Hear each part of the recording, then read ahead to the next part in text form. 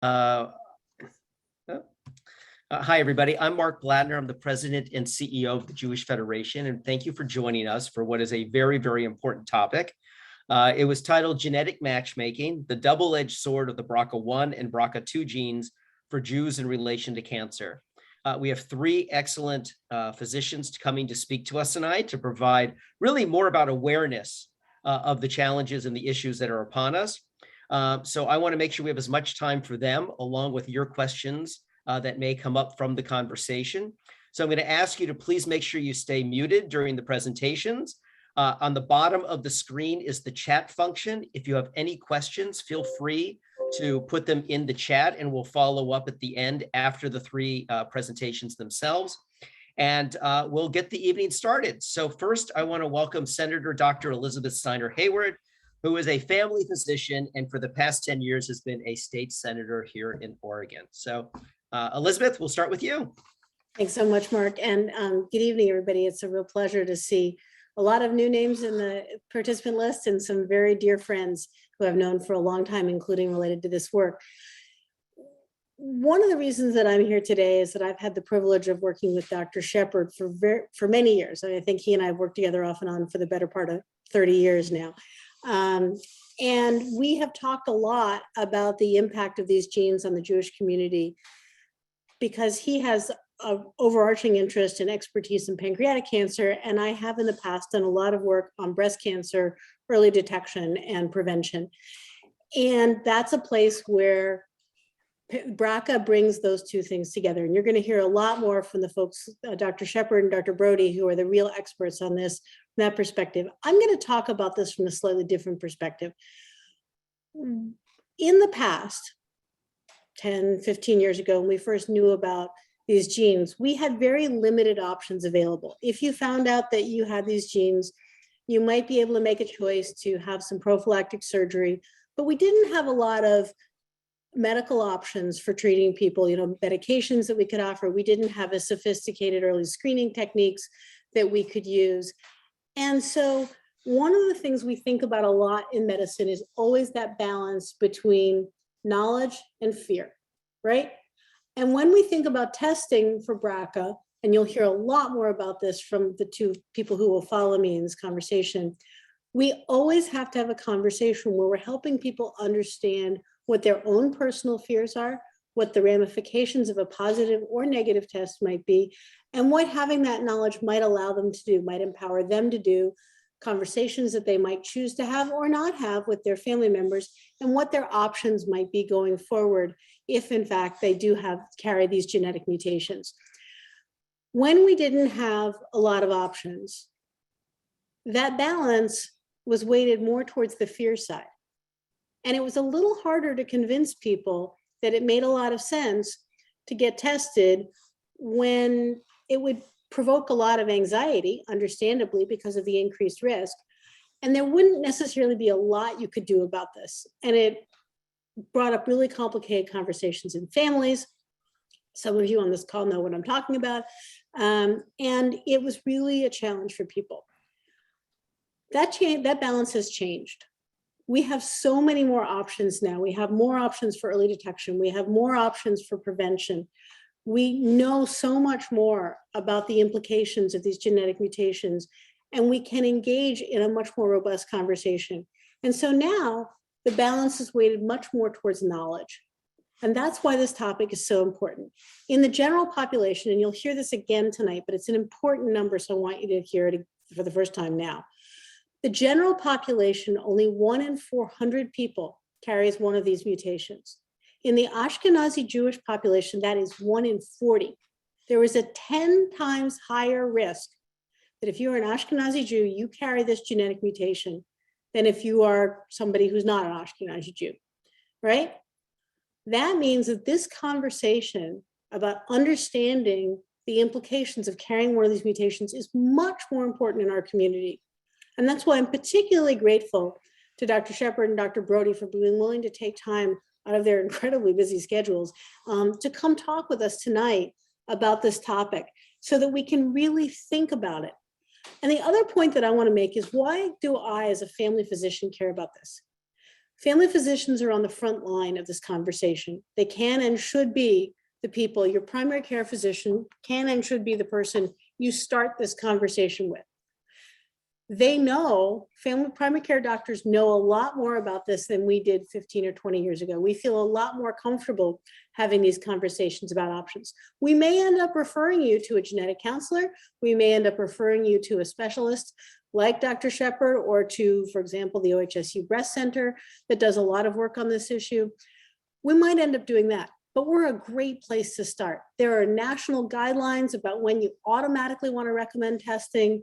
There are guidelines about when you should at least have the conversation with people. We understand more about the questions to ask that help you determine how likely it is that you might carry this genetic mutation.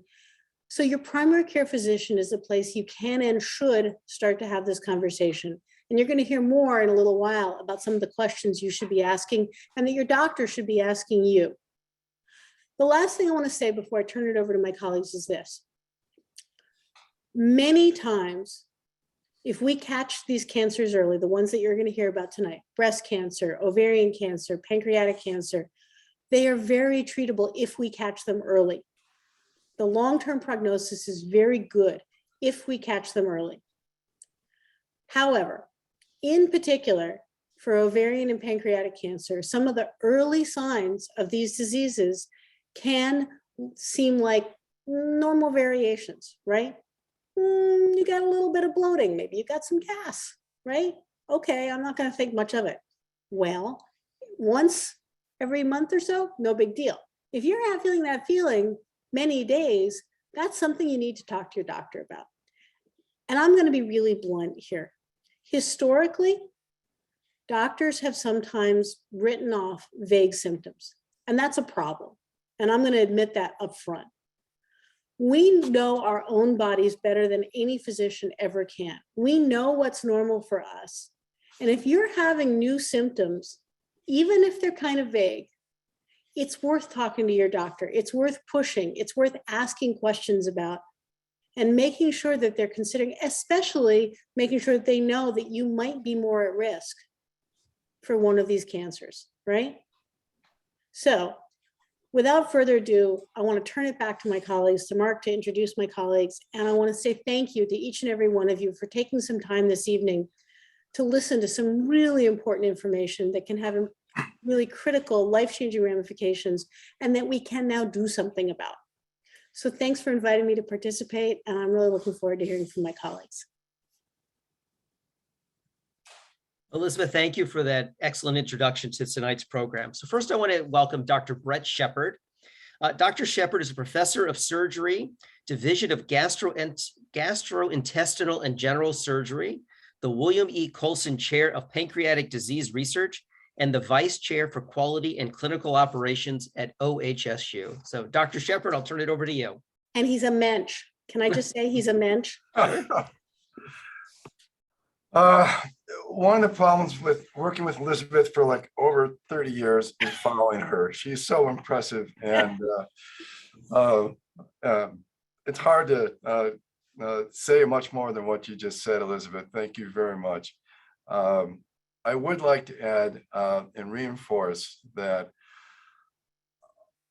a lot of delayed diagnoses are because the people don't pay attention to their vague symptoms. And to build on what Elizabeth said, you know, if you feel something, say something, and be your own advocate. It's really important. Since I can't speak as well as the senator, I'm going to share my screen and go over some slides here with you. And I hope you can see that now. Is that working? Yes, it is. Great. Okay. I started out our early detection clinic because as I cared for patients with pancreatic cancer, I found that we did everything possible and still they perish from this disease. And I became passionate about finding a way forward for early detection. And I'll show you some data here in just a minute that shows that if you do find pancreatic cancer early, you can make a huge difference. And so first of all, about us, Brendan Colson Clinical Pancreatic Program is designed in conjunction to work with the Knight Cancer Institute. And we've been recognized by National Pancreas Foundation for an academic center of excellence for both pancreatic cancer and pancreatitis. And it's academic because of the research and clinical work we do.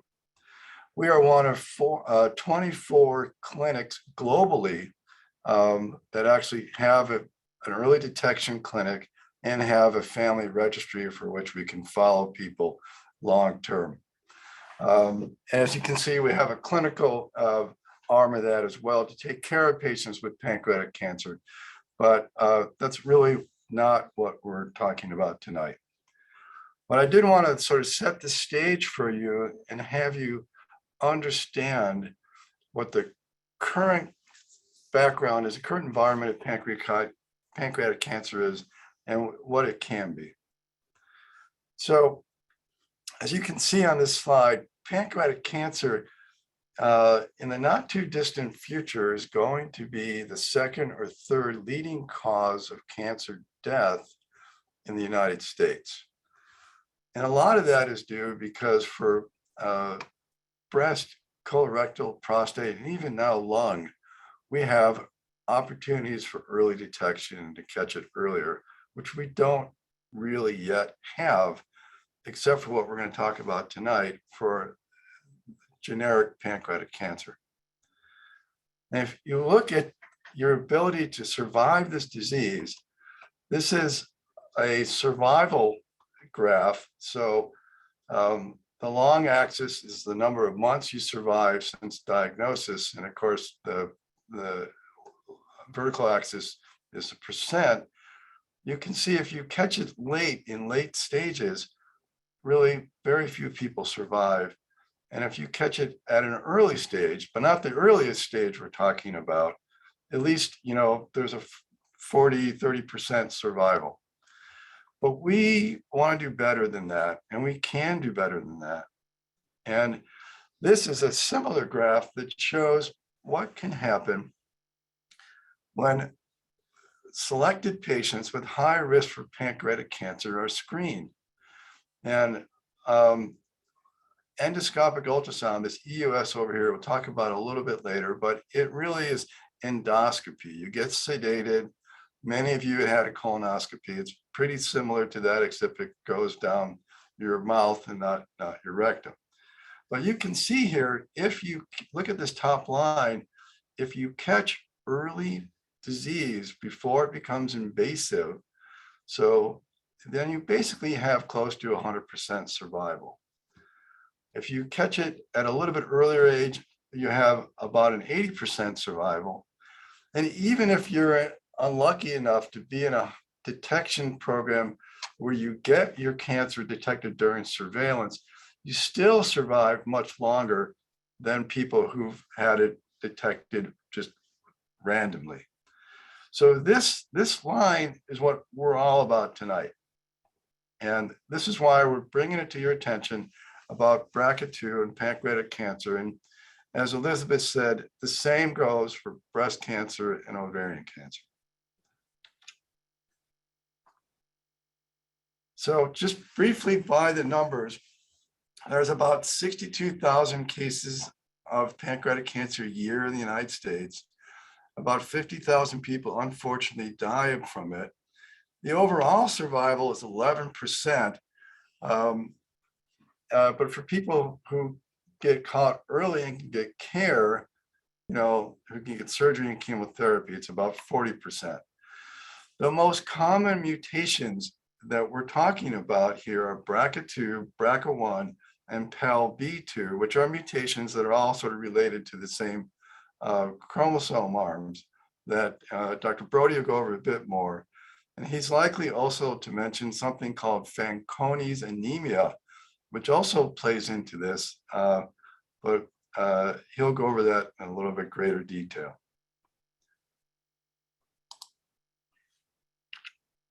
So the U.S. Preventive Task Force the recommendation for who should get BRCA testing is for patients with family or personal history associated with an increased risk for mutation in BRCA1 or 2, or who have an ancestry associated with BRCA1 or 2. That is basically almost anybody who is Ashkenazi Jewish. And so, as Elizabeth said, it's important to tell your primary care physician about your background and that you might be at increased risk for this, so they can refer you to the appropriate genetic counseling. So what are BRCA genes? So the gene here, you see BRCA2 on this little cartoon of a chromosome, and BRCA1 code for a protein. And this picture over here is the protein it codes for. Looks sort of like a party favor, but it's very important. And so what does it do? So the BRCA2 gene and the protein it codes for acts as a tumor suppressor. That means it helps control your cells so they don't grow wildly and out of control. And it repairs damaged DNA. So if it's mutated and it's not working, your cells don't have the control they need to prevent growth and perhaps cancer. So it's very important to understand that this mutation doesn't cause cancer, but it sets the stage to facilitate the development of cancer. As you can see here, if you have a BRCA2 mutation, it increases your risk of developing pancreatic cancer roughly by about 10 times. It's very, very prevalent in the Ashkenazi Jewish population. And you'll hear it again, that it's 1 in 400 for the average American. It's 1 in 40 for the average Ashkenazi Jew. So when you're in temple for Yom Kippur, you know there's a lot of people there that have the BRCA2 mutation, and many may not even know it. In addition to that, it decreases the age of diagnosis by pancreatic cancer by about a decade. So we see this cancer develop in the 60s and late 50s, as opposed to the 70s and beyond.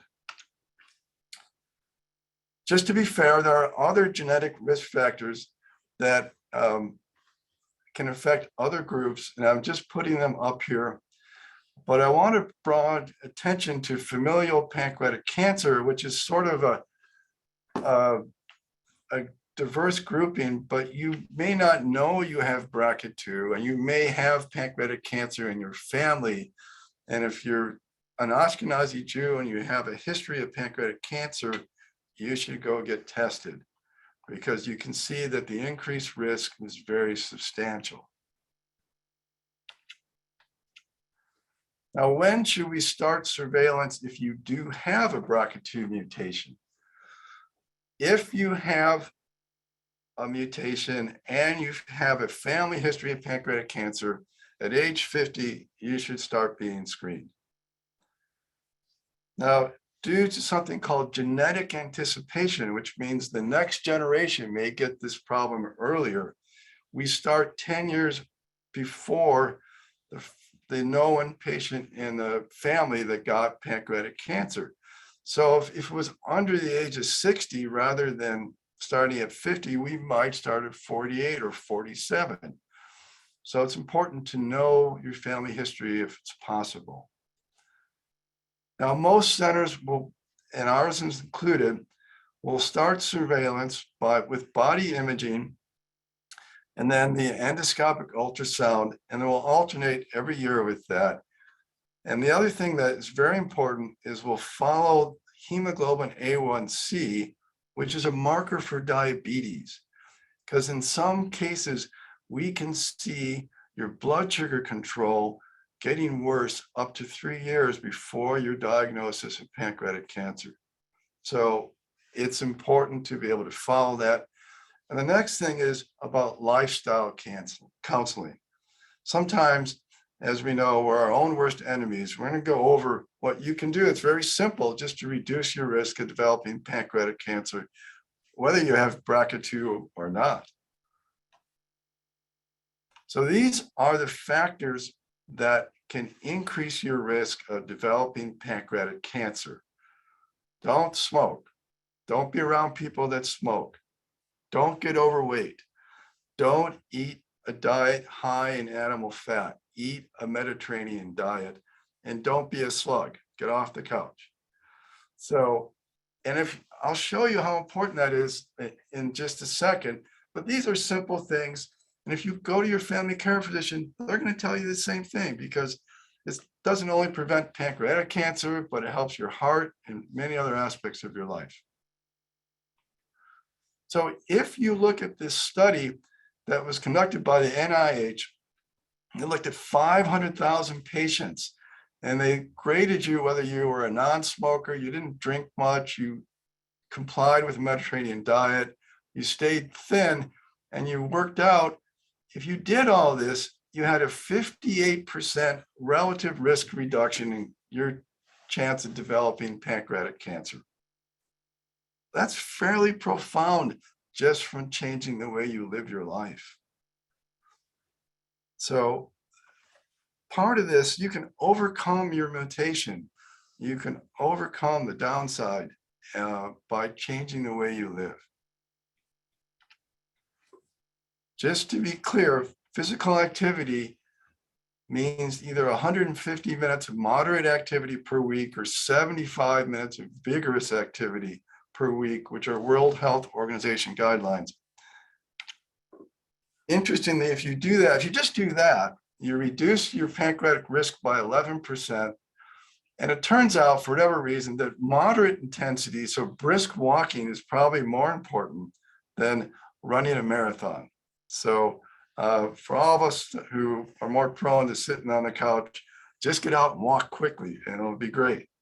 And probably the sooner you do it, the better you do it. Make sure your kids are active, because there appears to be a dose response. So the younger you start, the better you are. Now, there is consensus that if you have BRCA2 mutation and a family history, you should get screened. It is not clear that if you have a BRCA2 mutation, whether or not you should be screened for pancreatic cancer if you don't have a family history of pancreatic cancer. In our center, we're doing that, but it's important to know that there is some controversy about that. Now, I'll tell you why we do this. And there are two studies, just two recent studies. This one from 2019, which is, are we under screening for BRCA2? And so this involves about 200 patients who had the mutation, who didn't have a history of pancreatic cancer in their family. And this was done at Indiana University. And the prevalence of abnormal findings in the pancreas was vastly significantly greater in patients who had a BRCA2 mutation but didn't have a family history. So, and it was somewhat similar for BRCA1. And so their conclusion was that probably up to 60% of people are being incompletely screened when they could be screened and benefit from it. And again, some of this is fear versus, a positive side. As Dr. Elizabeth said, you have to balance that when you start making these decisions, and that's a personal decision once you get all the information you need. Now, that other slide showed that these BRCA2 patients have a higher incidence of intraductal papillary mucinous neoplasm. That is the only big word I'm using tonight. It's IPMN. We abbreviate it, and it happens in BRCA2 mutation patients who have a tendency towards pancreatic cancer. There are two types, as you can see. One's branch duct that has a risk of progression to pancreatic cancer, 25%. And on this CT scan, you can see this little cyst, and that's what it looks like, or main duct. And on the CT, this is the pancreas. You can see the whole duct is enlarged. If we find this, we find it when it's pre-invasive, and oftentimes we can laparoscopically remove it and you're good to go and you don't have cancer. It's sort of a preliminary defect on the way to cancer. And this is one of the things we look for. We talked a little bit about endoscopic ultrasound and FNA, and this is just a cartoon to show what it looks like. This is a little ultrasound at the end of a gastroscope, and you can see it can find here this little cystic thing. A needle can come out and it aspirates fluid and can get cells, and we can know what's in your pancreas. And sometimes we find out that cyst is nothing. It's not IPMN, nothing to worry about. And you can just go on your way. So here is the other reason I think pancreatic BRCA patients with no pancreatic history should be screened. This is recently out of Penn Medicine. 64 patients were screened with endoscopic ultrasound. About half of them had some abnormality of the pancreas. About a quarter of them had a cystic neoplasm of the pancreas, something that could be IPMN, needed to be followed, and 3% developed cancer. So I think it's important to find that 3%. I think it's important to find that 27%, to follow them to make sure that they don't get in trouble.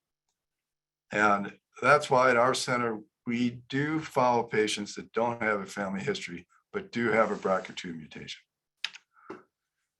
The barriers to screening, which are important to talk about, this is from the early results from the BRCA Founder Outreach Study. And as Elizabeth said, one of the first problems is either we don't tell our PCP or the PCP isn't aware. So it's a two-way street. So when you do see your primary care physician, tell them you're an Ashkenazi Jew and let them know. So maybe they'll refer you appropriately, at least talk about it. Sometimes people don't want to pursue screening because they don't have access to medical care, or they were concerned over life and disability insurance. Since Obama, this can't be held against you for your life insurance or your health insurance. So do not let that stand in your way. The fourth category is stigmatization. In the community, some people are worried that they might be stigmatized because they have a mutation. And please don't succumb to that. You know, knowledge is power. And if you have it, you can save yourself. And you can see many birthdays and many anniversaries that you wouldn't. And finally, there's the capacity of the whole primary care infrastructure to provide pre-test education and referrals. And as Elizabeth said, that's really important. She knows about this, and you just have to sort of jog your PCP. Now, when it comes to testing, just a word, you need to be aware so you don't open a can of worms. You can get a multi-gene panel that can test for 80, 90, 100 mutations, many of which we don't even know if they mean anything. So I would advise against doing that, but also advise against going out and getting a direct-to-consumer testing gene panel, because even though they test for the 3 most common ones, they do it without context, and you really need to get this done within the guidance of your primary care doctor or a genetic counselor. Just don't go rogue and go get a test. It's really important because it can cause more fear than anything else. Finally, the last 2 slides, it's important to know that this is a work in progress. And at our center and others, we're developing and working on research for blood early detection markers, for better radiology. And when we find this, obviously we'll verify the disease, but it's the research, it continues. It will get better. We will have blood tests for pancreatic cancer. If you come to our center, you will be asked if you want to enroll in some of this research. It's not necessary, but it is part of what we do. And finally, just to let you know, back to survival curves. These two survival curves are of patients who have pancreatic cancer. And on the left side here on the screen, you can see that the survival curve for BRCA1 and 2 patients with pancreatic cancer is worse than if you didn't have a mutation, the so-called wild type. But as Dr. Brody will tell you, and as Elizabeth alluded to, things are different now. And through research, we have different drugs that can actually make a huge impact. So if you look on this side over here, if you BRCA2 and you have platinum therapy, your outcome is as good or better than the so-called wild type patient who had generic pancreatic cancer. So we are making strides. And from the time that Elizabeth and I first started working together, when I even had hair, we have made a lot of progress. And Dr. Brody's going to go over that. So thank you for your attention. I'm grateful to have the opportunity to talk, and thank the JUF for that. Dr. Shepard, thank you very much. Please make sure that you do put questions into the chat and we'll follow up afterwards. Our next presenter is Dr. Jonathan Brody. Dr. Brody is the Vice Chair of Research for the Department of Surgery and is the Associate Director of Translational Research of the Brendan Colson Pancreatic Center for Patient Care at OHSU. So Dr. Brody. Thank you so much, Mark. And I want to thank you and your colleagues to, the Jewish Federation in Greater Portland for highlighting what I think is such an important thing, that aspect of medical, medicine right now that we can make a difference in. So thank you for doing that. And my colleague and friend, it's hard to follow Dr. Shepard, my close colleague and friend here, but I think I think we can all see sometimes when I meet someone who's a senator, and I was lucky enough to sort of chat offline a little bit with her, how passionate and intelligent she is. So I thank her for her time as well. I think it's during, they're doing legislation and other things. So for her to take time to do this really shows her commitment. And I'm just gonna really follow up on a couple of items here that both the senator and Dr. Shepard brought up. This is really kind of a life's work for me as well. And it's something that I think we can really make a difference in. And I'm going to tell you why I think this is so important. So this is Margaret Crook, and there's no HIPAA violation here. She was a patient that I was involved with. She came in and had multiple cancers. And I think Dr. Shepard sort of talked about this, and I'm going to get into this. So she had breast cancer, she had ovarian cancer, and she actually showed up with something a little abnormal on her pancreas. And in my laboratory, what we did is we took part of her tumor and we sequenced it, and sure enough, she had a BRCA mutation. And because she had this BRCA mutation, she went on, and this was back in 2007, so she was diagnosed for pancreatic cancer. And I think Dr. Shepard showed you what the poor statistics were, that if you're diagnosed with pancreatic cancer, I mean, now we get excited by the fact that the 5-year survival rate is 11%. And what we need to do is we need to get these patients to Dr. Shepard earlier to make a difference, and he pointed that out. But in this regard, this patient came in, and because of that, we put her on a specific cocktail. And I hear from her every Christmas. And so because of that sequencing, we found out that she did have pancreatic cancer, even a little bit further along than what Dr. Shepard talked about precancerous lesions. And she's cured. Mrs. Crook is cured. And, she calls me up, and I'm always worried to get the phone call, and she tells me that, she has a cold or something. So that is something that I think, again, on the positive side, because she had this mutation, it's a double-edged sword, we're able to treat it effectively. Now, what do we do as biologists? So to complement the physicians here, in part, I grew up as a cancer geneticist. And what we do is we come in after there's a car crash and we try to do basically the autopsy, if you will, and we look under the hood of the car. And one of the things that we find that's wrong with pancreatic cancers is the fact that there is a mutation. There's a high frequency of mutations in this BRCA2 gene that Dr. Shepard showed. But this is really an opportunity. And we view this as an opportunity as translational researchers at OHSU and the Brennan Coulson Center, because what this is synthetic lethality. And I'm going to explain very simply what synthetic lethality is for BRCA2 mutated patients.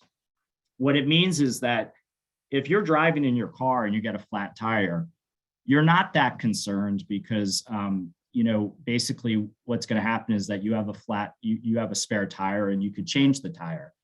Now, my wife might be on the phone here and she might be laughing because she might say he doesn't know how to change a tire, but at least you know that you might have the capability to change the tire. However, what happens in a normal cell is that you don't have the ability to change the tire. You lose the flat tire. And so this becomes a very synthetic lethal event where you can imagine now this becomes a very vulnerable car. How is this car going to get home? And this is really how cancer persists. So BRCA2 is what we call a genome maintenance gene, where it's able to protect the DNA in your cells. And every one of us get DNA mutations every day. And we have genes like BRCA2 that protect against that so we don't get cancer. So the concept of synthetic lethality is really, if you ever played the whack-a-mole game down at the beach, you would basically play the whack-a-mole game where you would have extra hammers, if you will, so you could actually beat the moles. And so that's the concept of synthetic lethality. And what continued to get me excited about this, and now I can't believe this is an experiment I did over 16 years ago. And I'm just going to explain this to you because this is really exciting. Typically, when we look at cancers and we model them in whether we model them in mice or animals, you can see that the tumors grow as they rise, just as you would sort of read something using the analogy of like the stock market as something rises. And so if you do the treatment, you want to slow it down. But what I was really fascinated with is that we had a patient's tumor that had this BRCA mutation, and we treated it with one agent. And you could see by just one time treating with that agent, the tumors completely resolved. However, in these tumor cells, when we actually corrected the gene through something called genetic engineering or lentiviral recorrection, we're actually able to cause those tumor cells to become resistant and grow out.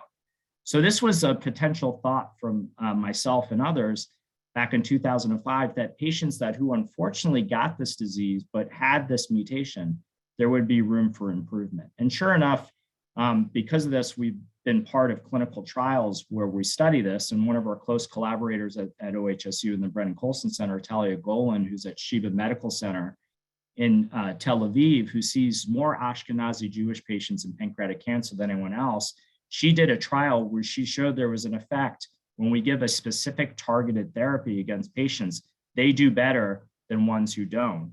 And another study with a colleague at Johns Hopkins now, Michael Fishfayan, we show the same effect. And interestingly, we even had a patient who was basically told to go home and get her affairs in order because she had metastatic disease. And sure enough, during this time, we sequenced her tumor and we found it had a BRCA2 mutation. And sure enough, she ended up having a complete response and lived much longer than the month or two we expected, over a year. But unfortunately, she ended up having a re-emerging clone and had to go back to surgery. We actually sequenced that clone, and it turned out that her BRCA2 mutation actually reverted back into a wild type format. So this really just proved to me that this was really targeted therapy, and that even though this was unfortunate, we can really actually, in a specific way, target patients who have pancreatic cancer, ovarian cancer, and breast cancer with these mutations. And this overused word that you might hear on CNN of personalized medicine, we can actually do with this therapy. We need to make it better, but we can do it. So I'm going to pose some questions just for you all to think about going out there. And there's a number of resources that I put on there. Have you or a close family member been diagnosed with ovarian, breast, and yes, prostate cancer too is involved, and or pancreatic cancer at the age of 50 or younger? And the facts here, and the reason why I put this question is at a young age of diagnosis and or multiple cases of breast cancer and or cancer in an individual can be an indication of an inherited gene mutation in genes such as BRCA2. Although not present in your family, there are risk factors for inherited breast cancer, which one should consider. Women with BRCA1, BRCA2 mutations have a lifetime risk of ovarian cancer as high as 45%, compared to 1 to 2% in the general population. Have multiple individuals on the same side of your family been diagnosed with breast, ovarian, pancreatic, or aggressive prostate cancer? Again, it's important to know your family's history of cancer on both your mother's and father's sides of the family, which can help your healthcare provider better assess your risk. Some family members do not like to talk about their medical history, but this information can be critically important, and knowing what type of cancers your relatives had and their age when they're first diagnosed is helpful information. And then finally, I think very relevant to most on the call, are you of Ashkenazi Jewish ancestry? And again, Dr. Shepard talked about this. While BRCA mutations occur in about 1 in 300 people of every racial and ethnic background, individuals of Ashkenazi Jewish descent have 1 in 40 chance of carrying a BRCA mutation. And while the prevalence in the general population is 0.2 to 0.3%, about 2% of people with Ashkenazi Jewish descent carry a harmful variant in one of these genes. So here's just a schematic just to hit home that point. The reason why it's so important is your lifetime risk of getting breast cancer is on the left, your lifetime risk of getting pancreatic cancer is on the right. And you can see that the increase fold from 12.5% in your average woman to 60% is tremendous.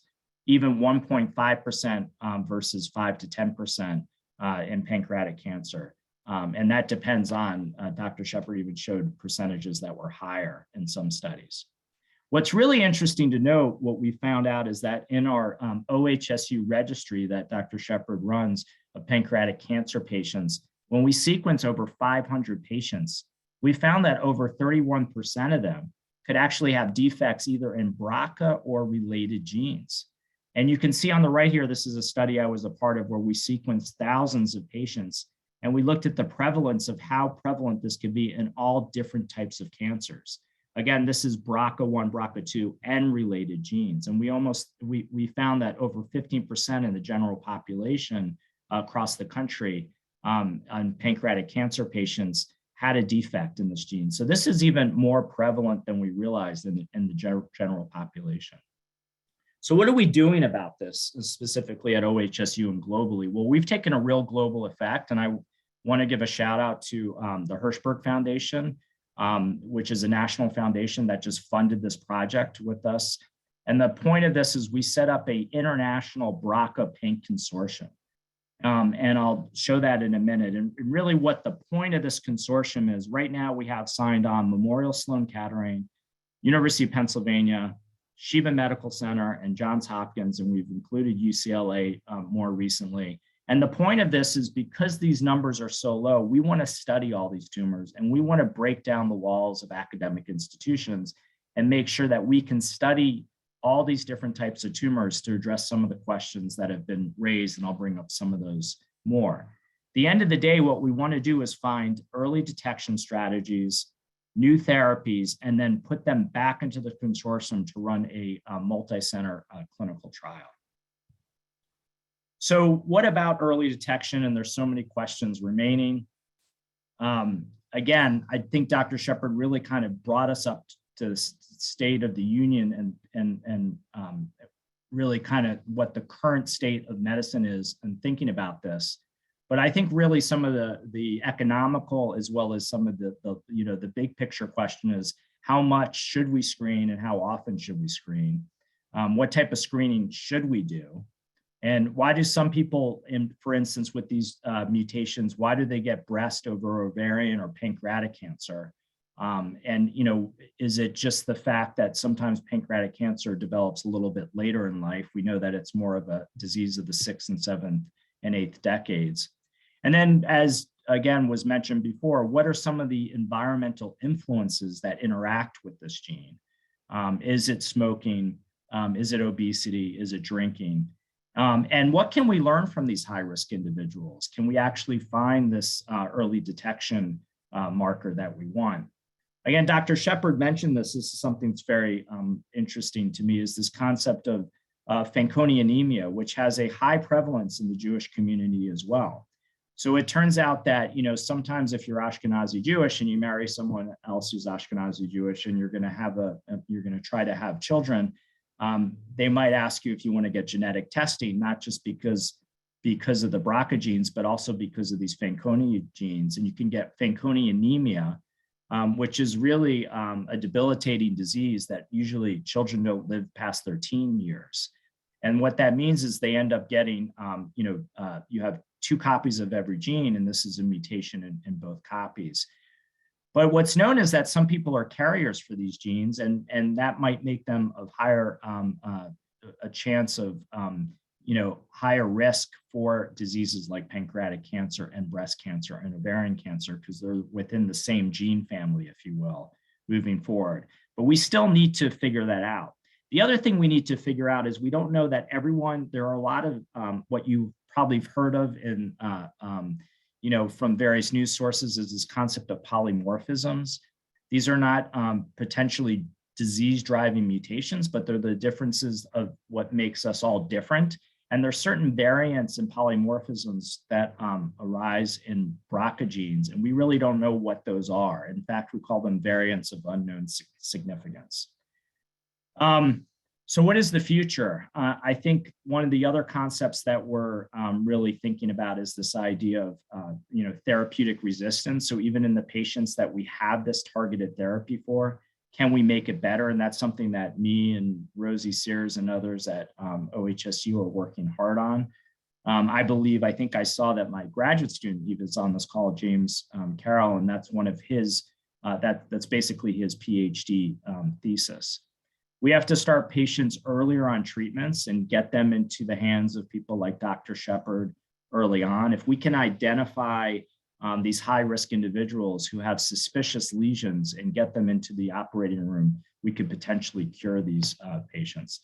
We need to find an additional early marker besides these genes that sort of even though that these are high-risk individuals, what really allows them into blossoming into having cancer. Again, we have to find better therapies. And I think genetic counseling, when in doubt, is always good. And I think even before getting a genetic test, it's always good to speak to a genetic counselor. Enhanced screening is obviously important. All these things like getting MRIs and other things have been prescribed for people with have high risk, fit in the high risk category with a BRCA mutation. And again, there's preventative surgeries and chemo prevention. And I'm putting, everybody knows Angelina Jolie, who had a preventative surgery after ongoing genetic screening and learning that she had significantly elevated risk of developing breast cancer due to a mutation in the BRCA1 gene. And I put a website down there below from cancer.gov, which has a tremendous amount of information on many of these different avenues of research, as well as different thoughts from different thought leaders. So finally, I just want to end, and speak on behalf of me and Dr. Shepard that we're completely grateful for all the great work of the team that we have at OHSU. And this is something that's clearly near and dear to my heart, but also something that we really care about in my lab. And I just think that this is really, again, I think a double-edged sword in the sense that we can learn so much from patients who have these mutations, including early detection strategies, as well as better therapies. I think it's the best-in-class personalized approach, as well as our best-in-class right now ability to evaluate these high-risk individuals. And I can't highlight what the physicians mentioned before, that, when in doubt, please ask questions, engage with your health about this. And, just by being here, you're educating yourself. So I don't want to take up too much more time, and I think we might have a little time for discussion here. But that's the end of my presentation. Thank you. Thank you very much, Dr. Brody. Appreciate it. And I'm going to encourage people, if they would like, to enter questions into the chat. Please make them as generic as possible, so it's very useful for the group and not very specific about somebody's own medical condition or what have you. So let me start with some of the questions that we've received. Somebody wanted to know, you talk about Ashkenazi Jews being from Central and Eastern Europe. Have they been able to narrow down a geographic area even more so, or is it just continues to be, Ashkenazi Jews? You want me to try that one? Sure. Yeah, I think it's a great question. I think because where this probably happened genetically, this goes way back. And so this probably predates a lot of migration or, that fact of evolution. I know, again, as I mentioned, because I think there's such a high concentration, and it's not, for lack of a better term, it's not diluted out as far as the Ashkenazi gene population is concerned. It's more highly prevalent, let's say, with our colleagues in Tel Aviv. We're actually really surprised that in our state that we had such a high prevalence of these DNA repair mutations, and Brett knows this more than me, that during tumor boards and other things, when we discuss things with in a multidisciplinary manner, I think, and Brett, maybe you can talk about this. I'm always surprised with how many patients we have that when we sequence them, they have these mutations. No, I think that's true, Jonathan. And I think another reason why we can't really narrow it down to a certain geographic area is a reason that BRCA2 mutations may still exist in the Jewish population is it seems like having that mutation, even though it's deleterious to your long-term survival, may make you more fertile. So you may have men with BRCA2 mutations have children at an earlier age. Women tend to be more fertile.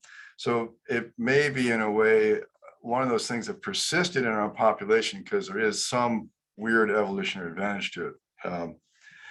So it has become sort of ubiquitous throughout the Ashkenazi spectrum. Okay. This may be more of an insurance question, but I'll ask it anyway. If somebody has an identified mutation, do we need a referral to visit your clinic for screening, or can somebody just self-refer and go for screening? That's a good question. Depends on your insurance. Yeah, Okay. thank All you. right. It really depends on your insurance. Some insurance, the answer is you can go by yourself. And the best thing to do is either check with your insurance company or check with your primary care provider. Thank you. What if only if one of your parents is an Ashkenazi Jew, but the non-Ashkenazi Jew parent had breast cancer early on? So one's an Ashkenazi Jew, but the non-Ashkenazi Jew had breast cancer early on. What should I think about, be concerned about, etc.? I feel like I need my Punnett square. So, well, I'd certainly be interested to see what others think. I would be concerned that if that person had breast cancer at an early age, that independent of whether or not they were Ashkenazi, they should have BRCA2 testing. I would. Remember what we said early on. the prevalence is much higher. This mutation is much higher, dramatically higher in Ashkenazi Jews, but it's not nothing in the general population. So 1 in 400 is small, but it's not nothing. It's much higher than a lot of other mutations that many people know about. So there are a lot of ways that you could have this mutation without being Ashkenazi Jewish. Should every Ashkenazi Jew, women, man, should they be screened for BRCA even if they have no family history? Great question, Senator. From a family practice standpoint. You know, I turn to the U.S. Preventive Services Task Force recommendations pretty frequently, and they're a little ambivalent on this question. You're certainly at higher risk just by virtue of your heritage, your genetic heritage, but the USPSTF guidelines are a little ambivalent about what to do if you absolutely have no family history about it. I think that has to be a really personalized conversation about the risk-benefit analysis between you and your primary care provider, or between you and a genetic counselor who can really help you understand the pros and cons of the testing. I don't actually think there's a great answer to that question, unfortunately. I wish there were, but you know, Brett, you deal with this so much more often than I. That would be how I'd approach it as a primary care person. I wouldn't say no, and I wouldn't say yes. I'd say, let's have a really true shared decision-making process, which is one of the things that's really important to do as part of being an active participant in your own healthcare. Go ahead, I'm sorry. No, I just say I completely agree with that. And it gets back to what Elizabeth said in some of her opening comments about balancing fear with, you know, a positive approach and what works best for you when the guidelines are a bit murky. Somebody asked, the 3 doctors on this call are related or connected to OHSU. Are the resources also available for screening, et cetera, for patients at Providence or Legacy Hospital? Okay, that's a yes. Okay. Yes. All right. I mean, All right. any Yeah. I would just say this. Any primary care provider ought to be able to have a conversation with you about your risk profile and about the pros and cons, at least the basic pros and cons of genetic testing, right? So that is well within the scope of practice of any primary care provider, or it should be. And there are genetic counselors affiliated with multiple hospital systems and health systems across the state. More obviously in the major metro areas, but really anywhere in Oregon, it's doable to access somebody, especially now that we're doing a lot more telemedicine, which is really important too, right? It's an important healthcare access issue now that we're doing more of that, especially for something like genetic counseling. The special clinics, right? Clinics like Dr. Shepard's Center, those are not around. I mean, he said 1 of 25 in the world, right? That's not all over Oregon. So if in fact you discover that you're more at risk, you may well want to be talking to people, getting your care from someplace where they have particular expertise. We know that in general, your care is better if you're getting it from somebody who does a lot of whatever you're concerned about, whatever you're dealing with. Cardiothoracic surgeons who do more bypass surgeries have better outcomes than those who do fewer, right? Doctors who work more with pancreatic cancer patients are able to recognize subtle signs better than others, right? Those are the kinds of things you do. And I mean, many people know, and I talk about it publicly, I have multiple sclerosis. I get my care from a neurologist who specializes in multiple sclerosis because I have confidence that she's going to be up to date on the most active, the best options for treatment, right? General neurologists certainly deal with this problem, but I'm going to go to a place where I know that I'm getting care that's particular to the problem that I'm struggling with, that I'm living with, right? So any genetic counselor, but if I had a BRCA2 mutation, you can bet I'd be showing up in Brett's clinic to be talking about my pancreatic cancer screening. Okay. And I wouldn't go anywhere else. I want to just add on to the senator's comments that to add on to that, and we haven't really discussed this that much, but there are people, and they don't necessarily have to be Ashkenazi Jewish, it's everyone, who actually develop these mutations basically as they develop cancer. So yes, there's a predisposition with the germline mutations, but to the senator's point, and I know that there's even a couple of patients who were, people who were, called in, who've written books, so I'm not calling them out, but who've done the sequencing and done that stuff after they've found out that they've, and they actually, because they did the sequencing afterwards, and he would probably say it himself, he's probably still alive today because of that, much like the patient I showed at the beginning of my talk, even though we only found out that she was germline after she developed the disease. So I think everything we're talking about is prevention. But hopefully one of the points I wanted to add too is that going to a place like OHSU, and most places should do this, is, being educated throughout. Yes, we're trying to be educated and live our best lives. But if we do happen to get sick, as the senator mentioned, we're trying to be educated and trying to make good decisions. And I think you can still, do that. And still, just because you are germline wild type BRCA2, if for some reason you do get cancer, it doesn't mean that you shouldn't still get sequenced. In fact, NCCN guidelines say that every pancreatic cancer patient should be sequenced.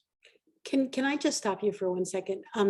I'm guessing we have a lot of pretty sophisticated listeners here today, but can you just remind people what germline means in this context, and remind people again what wild type mutation means in this context? Because I think it's important for people to understand that distinction. I'm sorry to No, thank you. I was going to ask the same thing. So thank you. Thank you. I'm sorry, I get caught in my own world. Those of us who are on the front lines in primary care spend a lot of time translating. So I listen for that stuff pretty carefully. I just, Brett knows, we just got done writing a 1,300-page grant. So I'm in my own Good world. Lord. Yeah. Thank you. Yeah. So thank you for saying, so germline is a mutation or a gene that's passed on from our parents. And so it gets integrated into our genome. And so because of the many great things that our parents give us, and I've spoken to BRCA patients that say, oh, they not only did my mom give me 10 years of therapy, she gave me a BRCA2 mutation. So if that isn't a Jewish joke, I don't know what is. But so there's that's the germline. And then somatic or tumor mutation means that, in the lifetime, and that's why we think that pancreatic cancer and other cancers are diseases of people in their 50s, 60s, and 70s and 80s, is because it probably takes about 20 years for the tumor to form. And the reason it takes time is it experiments with different mutations in itself. So it evolves and starts, playing with mutations. And so these BRCA mutations can actually form on their own without getting the good stuff from your mom and your dad. So it's specifically in the tumor cell and not in your normal cells. And that's how it literally mutates and becomes cancer. And I hope that explained it. It helps a lot, I think. Okay. And we see this in lots of other kinds of cancer too, right? We know that people who have colon cancer with a certain kind of mutation respond better to certain treatments than people who have colon cancer without that kind of mutation, or vice versa, right? And so one of the things that Dr. Brody mentioned is that we're doing much more of this sequencing of the genomes of tumors themselves, because that helps us guide the treatment. And it may not be personalized to treatment for Elizabeth versus treatment for Brett versus treatment for Jonathan, but it is personalized in the sense that we know that if you look at a large population and you have this mutation versus you don't have this mutation, you go different directions on treatment. And that's why it's really important to be getting your care if you have one of these problems someplace where they really understand about the nuances of this kind of treatment. So just a couple, gentlemen. Yeah. Okay, so I want to be mindful of time. Just a couple more questions that came in. If a parent has BRCA2, when should their children see a genetic counselor or get testing? It's an interesting question. I think the family doctor should. After you answer, I know a family where this happened, and I could tell you what they did. But I think that's a highly personal decision. I really do. We've been dealing with this issue for a long time with a disease called Huntington's chorea, right? which is a genetic mutation. Some of you may remember that Woody Guthrie, the famous songwriter who spent a lot of time in Oregon and wrote a lot of music here. Woody Guthrie had a disease called Huntington's chorea, which is a progressive neurologic disease that's universally fatal. Unfortunately, many people who get it don't get it until after they've already had kids. They don't know about it until after they've already had kids. Now that we know when Woody Guthrie had it, we didn't know what the genetic mutation was. Now we do. And it's a very complicated conversation. Some people don't want to get tested themselves. Some people want to get tested, but they don't want to tell their kids. Sometimes kids make the decision to get tested, know about it, but they make the decision to get tested or not. Sometimes it's really, with BRCA mutations, it can be really important to talk about it relatively early, because women in particular might make very different decisions about childbearing, right? Some women who know that they have BRCA mutations make the decision, if they can, to have their children early and then have prophylactic surgery, if that's the route that they choose, right? But without the knowledge, they might not know that and they might wait, which can also, delaying childbearing can also increase your breast cancer risk, right? We know that too. So it's a complicated calculus. It depends a lot on family values. It's worth having that conversation with genetic counselors, with your doctor, with your kid's doctor. And often with, potentially for some people with your rabbi, with other people, right? Because there are a whole range of implications of having this information. So that's how I think about it anyway. Does that right. jibe, Brett and Jonathan, with how you think about it? It does, absolutely. And the only other thing I would add to what you said, Elizabeth, is if you have BRCA2 and you know you're going to have this conversation, before that conversation, be the model for your children. Teach your children these lifestyle choices that we discussed, because, it goes a long way. It really does, toward a healthy life in general. Indeed. And to your point, I knew two sisters who knew that their mother was BRCA2, and one decided to get tested and the other one didn't. Okay. All right. Last question, and then it's just some closing comments. Is there an age when screening is no longer helpful? I'm somebody who's in their 60s or 70s. Do you have kids?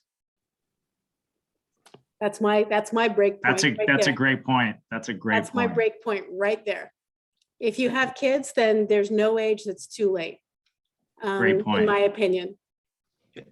So what I want to say is what I've learned tonight, and I'm not a medical doctor, is this is about awareness. Okay. It's the awareness of my own family history as best as I can learn from people in my family.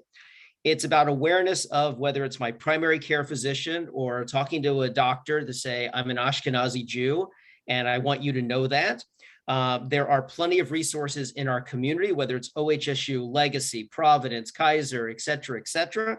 There's genetic counselors that people can go meet with and talk to about all of these kind of things. And that screening is available. And if that's the way to go, then that's the way to go. So we should all be aware. This program is being recorded. It'll be shared tomorrow to everybody who registered. It'll be in my weekly email that I send to the community on Friday. So that'll be there, along with some additional resources that people can click to find that we've gotten from some of the doctors as well as others. Next week is actually National Jewish Screening Month, Screening Week for genetic screening. So take advantage of that. And I want to say thank you to Senator Dr. Elizabeth Steiner Hayward, Dr. Brett Shepard, and Dr. Jonathan Brody for joining us tonight, and everybody else on this call. Very informative, very interesting, and certainly important information. So thank you very much. And thank you everybody for joining us. Yes. And please spread the word, all this information. Tell your friends, tell your family. Let's make a difference here. Terrific. Absolutely. Right. And I want to thank Dr. Shepard for bringing this forward. We started talking about doing this session 5 years ago, more, Brett, 10 years ago. And at that point, when we really were more on the fear side than the knowledge side, it was a little harder to convince people that doing this was a good idea. But now, thank goodness, we're at the place where it made a lot more sense. And I want to thank Dr. Shepard for his persistence in pursuing this presentation. Yep. Thank you. All right, everybody, have a great evening. We appreciate it. Bye-bye. Good night, everybody. Thanks so much.